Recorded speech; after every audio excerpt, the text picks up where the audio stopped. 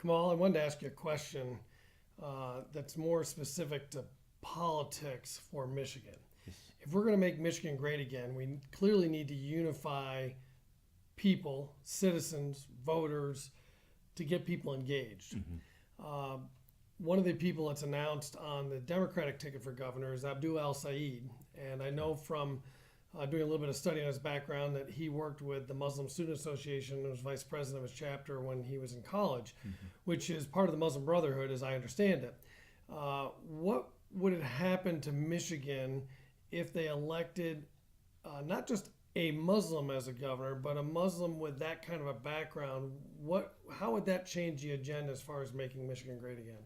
Well, we need to understand number one is the Muslim Brotherhood intention is to bring to establish Sharia.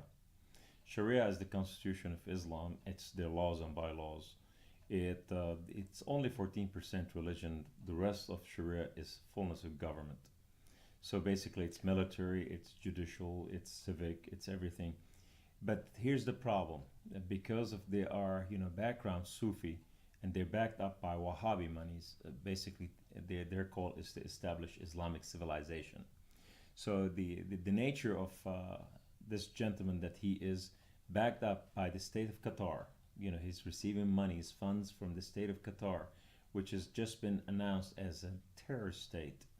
And the Muslim Brotherhood has been mentioned also in the Holy Land Foundation trial, from CARE, Council American Islamic Relation, ISNA, Islamic Society of North America, NATE, North American Islamic Trust, Muslim Student Association, Muslim Student Union. All these are, uh, uh, governing fronts. So what I mean by governing fronts, they have established Islamic civilization as the Muslim Brotherhood has established also what's so called Star Spangled Sharia. That is to establish Islamic, not just governing, but to replace the American Constitution by the Islamic Sharia. They have spoken, they have put it in the open, and now funds are coming from Islamic nations, including Turkey, Qatar, and many other. The nature of him being an Egyptian, he's a Muslim Brotherhood. He backed up the regime of Muhammad Morsi. Muhammad Morsi was he was killing, burning churches, killing Christians, raping women on the street. His people were doing this, and he was a Muslim Brotherhood. And so today we are bringing these people in here. And here's the problem: the Muslim Brotherhood could not assimilate with our American culture, and the only way they can be part of our culture is to coexist, meaning they will come to be a part of our culture only to shift our culture to override it. So therefore, they could not assimilate, so they have to dominate. And by bringing somebody like this, we've seen what happened with the Muslim mayor in London. He's inviting trouble. He's allowed several murder taking place. He supported the radical over the people, the Brits. And so we are seeing somebody is dressed in a clothing of something really good, like being a doctor. But not everything is as doctor that he's a doctor. It's his politics that define who he is. So, how would he be able to really change things when we have a legislature, a House, and a Senate, and other departments? Uh, could he be successful? And then I guess the other question, you said he's getting funding from overseas. How is that happening? Because you're supposed to only really be getting funding from within the United States. Who's minding the gate, and who's watching over this? So far, because of the regulations that they've been put by the deep state, meaning before Obama left, the residue that he left within the government to keep the gates open for such work to be done in the United States of America, even to the point that he is allowing them, under Obama, that is, he allowed them to raise funds for terrorism through the United States of America. So really, it doesn't matter where it's coming from anymore or how they raise it in here.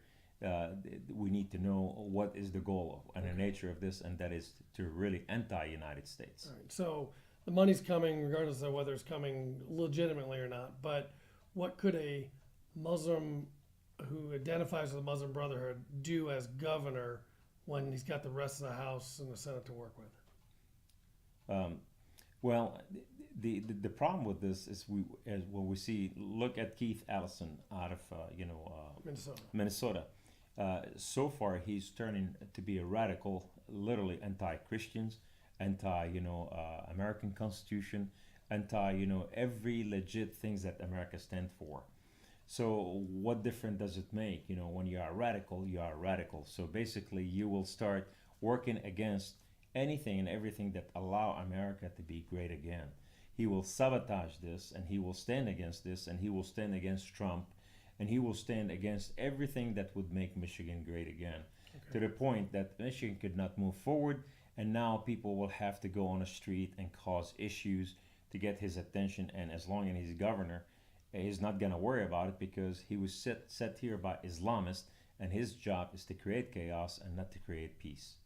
Okay, one of the things I hear within the Republican Party is there's no way he's going to win a nomination on the Democratic side, particularly because of some of the other people who are in that seem to have the polls, if you will. And I don't know that I believe polls so much anymore, but is the opposing party to the Democratic Party, being the Republican Party, are they being naive about things, or is there a real chance that we could see Abdul end up becoming governor because it's just the politically correct thing to do, and he's got a nice smile, and he's a doctor, and that kind of thing? Well, you really answered the question in a way, because he is a doctor. He is, one of his statement, he said, when the water was poisoned here in Michigan, that he is the kind of doctor he can fix that and put solution for this. That's one of his. He can really bring poverty to something better. But here's the thing: we need to ask ourselves, why did he move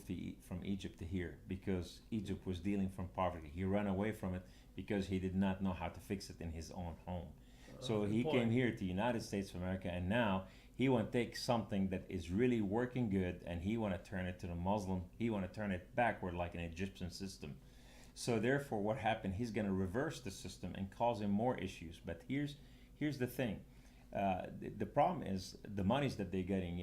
While we probably spend millions on this, he will have billions to spend on this, because the oil money that's supporting him from state of Qatar, which is a terrorist state, and because the Muslim Brotherhood, who are backing him up, and he's part of the Muslim Brotherhood, they are a terrorist state by several nations like England, like Egypt, like France, like Saudi Arabia, like many of those, including Japan and China and Russia, so we are inviting here the fox into the hen house. Okay, so clearly one of the things to make Michigan great again is to make sure we have somebody who's a governor who believes in America, believes in Michigan, and follows our laws. Well, here's the thing: if somebody came from abroad that he is not acquainted, nor he want to assimilate with our culture, nor he believe in our Constitution, nor he want to follow our ways of life, and here we have young men and women that they believe in America. They were born here. They were Michiganians,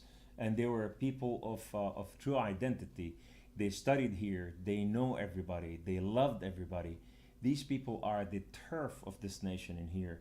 Why should we bring somebody who is paid for by terrorist organizations to be a governor versus somebody, a son of this nation, who go to our same church?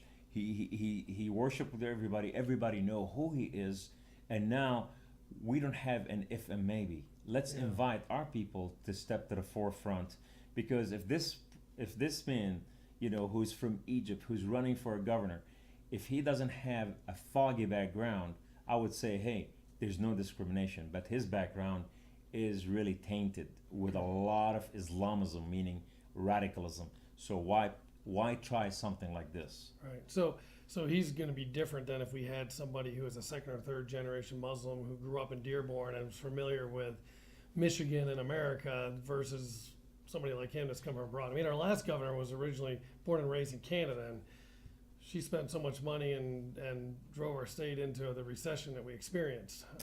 Right. And so we don't need to have foreigners really at the helm. Well, we need to understand something, that when we have foreigners, whether they're from Canada or whether from Egypt, their system is socialized, meaning the people tell them how to live their life, and how they're told how to step into their daily bread, how many vacation day they can take, how much money they can earn. So basically, they are built in, and they are politicized by socialism, and that's what the model that they learned from, and they will have to enforce this.